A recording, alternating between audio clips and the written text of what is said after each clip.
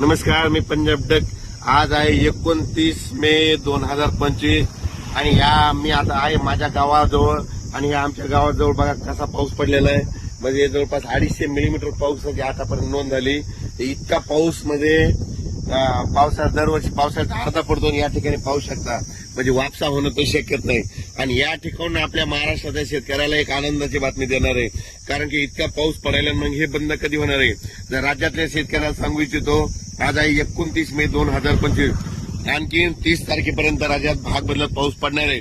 पण सर्वांसाठी आनंदाची बातमी, 31 मे पासून ते 5 जून पर्यंत जेथं शेत तयार असेल तुम्ही लागवडी करू शकता, पेरणी करायची करू शकता. त्याच्यानंतर राज्यामध्ये 7 तारखेपासून परत राज्यात पावसाला सुरुवात होणार आहे. म्हणून हे अंदाज लक्षात घ्यायचा. 7 जूनला परत वाढणार आहे, 8ला त्याच्यापेक्षा वाढत आहे, 9, 10, 11 असं वाढत जाणार आहे. म्हणून हे अंदाज लक्षात घ्यायचा. ज्यांचं शेत वापसा असेल तर तुम्ही तुमचं जमिनीची ओल पाहून पेरणी करू शकता. लागवड करायची तर सरकी कापसाची लागवड असेल तर बियाण्याला टोचून लावू शकता, कारण की टोचून लावल्याच्या नंतर जरी पाऊस नाही पडला तर ती सरकी उगवते, कापूस निघतो. म्हणून हे लक्षात येतं. पण राज्यात मात्र 31 मेला म्हणजे बघा तुम्ही उद्या 30 मे पासून राज्यात वारं सुटायला सुरुवात होईल. असं जोराचं वारं वाईल. म्हणजे ते वारं जवळपास 5 तारखेपर्यंत 6 तारखेपर्यंत आणि 7 तारखेला परत राज्यामध्ये ठिकठिकाणी भाग बदलत पावसाला सुरुवात होणार आहे. म्हणून हा अंदाज लक्षात येतो.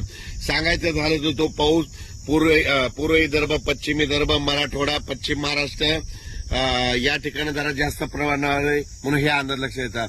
उत्तर महाराष्ट्रात देखील पाऊस राहणार आहे, म्हणून हे देखील लक्षात येतं. पण सांगायचं झालं तर म्हणजे 31 मे पासून ते कंप्लीट 6 जून पर्यंत हवामान कोरडं राहणार आहे, सूर्यदर्शन करणार आहे. म्हणून हे देखील सर्वांना लक्षात येतं. अचानक वातावरण बदल झाला तर लगेच उद्या एक मेसेज दिला जाईल. पण राज्यात मात्र 31 मे पासून ते 6 जून पर्यंत हवामान कोरडं राहणार आहे. म्हणून हा अंदाज लक्षात घ्यायचा. शेत दुरुस्त असेल तर तुम्ही तुमच्या जमिनीची ओल पहा. पेरणी होत असेल तर पेरा. म्हणजे मूग पेरायला जमतं, उडीद देखील पेरायला जमतं. मूग पेरल्यानंतर उगवतं, उडीद निघतं. फक्त सोयाबीन पेरल्यानंतर काय होतं, त्याला एखादा शिक्का पाऊसच लागतो. आणि कापूस लागवड करायची असली तर काय करा, असं टोचून बी लावा. टोचून बी लावल्यानंतर पाऊस जरी नाही पडला तर ते कापूस निघतो. म्हणून हे लक्षात येतं.